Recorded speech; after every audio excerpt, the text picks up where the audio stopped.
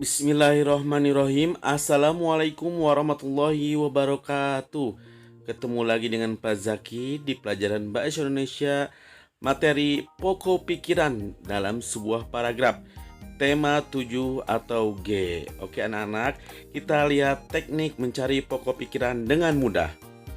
Kita baca bareng-bareng ya. Bacalah paragraf di samping. Suku bangsa di Indonesia. Sejak dahulu kala, bangsa Indonesia hidup dalam keragaman. Kalimat Bhinneka Tunggal Ika pada lambang negara Garuda Pancasila bukan cuma slogan.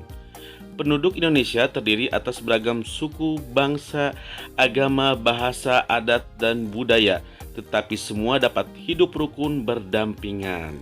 Dari paragraf ini, apakah kalian bisa mencari pokok pikirannya? Nah, kita harus tahu dulu ya pengertian dari pokok pikiran.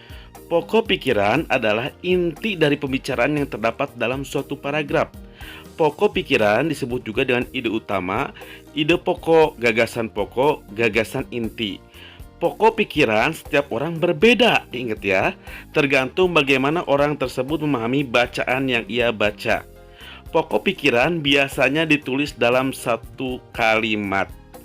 Ulangi lagi ya, pokok pikiran setiap orang berbeda, tergantung bagaimana orang tersebut memahami bacaan yang ia baca. Pokok pikiran biasanya ditulis dalam satu kalimat. Cara menentukan pokok pikiran: 1. Membaca seluruh kalimat dalam paragraf dengan seksama dan teliti membacanya ya. 2. Menandai kalimat awal, kalimat akhir, atau kalimat awal dan kalimat akhir paragraf. Boleh pakai stabilo. Kemudian menuliskan pokok pikiran sesuai dengan isi bacaan dalam satu kalimat. Sekarang kita lihat bagaimana tipsnya ya. Tips menuliskan pokok pikiran. Gunakan bahasamu sendiri, tidak sama persis sesuai bacaan. Mengubah kata lain yang artinya sama. Misal, berdasarkan sama dengan menurut. Penduduk artinya sama dengan masyarakat. Yaitu artinya sama dengan adalah. Menambah dan mengurangi kata namun tidak mengubah isi kalimat. Misal, bangsa Indonesia menjadi Indonesia. Mudah bukan? Kita langsung praktekkan yang tadi ya. Suku bangsa di Indonesia. Oke, perhatikan baik-baik. Sejak dahulu kala bangsa Indonesia hidup dalam keragaman. Kalimat Bhinneka Tunggal Ika pada lambang negara Garuda Pancasila bukan cuma slogan. Penduduk Indonesia terdiri atas beragam suku, bangsa, agama, bahasa, adat, dan budaya, tetapi semua dapat hidup rukun berdampingan. Kita cari pokok pikirannya. Check it out.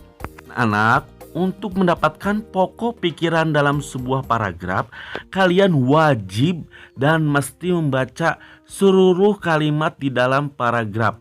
Contohnya, suku bangsa di Indonesia. Kalian baca dari awal sampai akhir.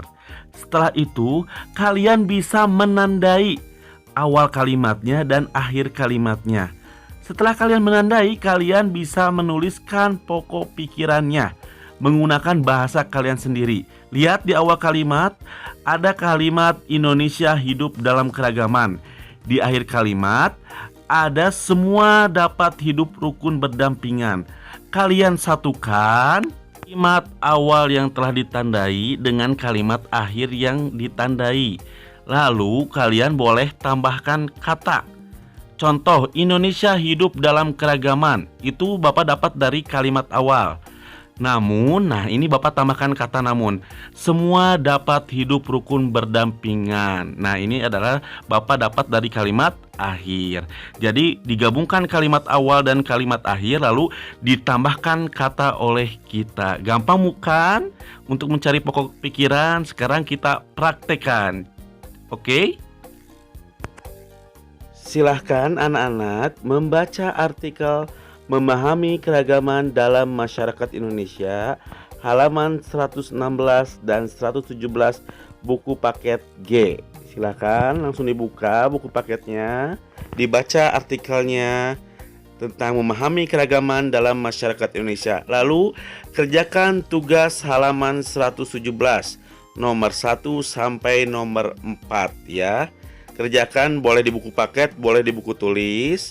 Setelah itu, anak-anak fotokan hasil tugasnya, kirim ke wali kelas masing-masing. Terima kasih anak-anak. Assalamualaikum. Dadah.